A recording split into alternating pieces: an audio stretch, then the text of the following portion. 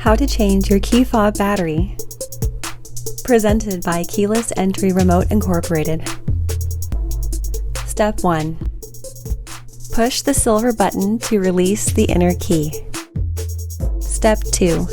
Place thumbs on either side of the line on the fob and pry it open. Notice that the plus side is up. Step 3. Press the black plastic to release the battery.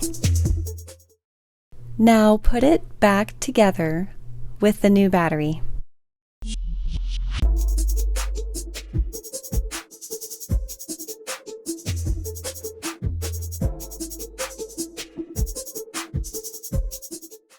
If you found this video helpful, please like and subscribe.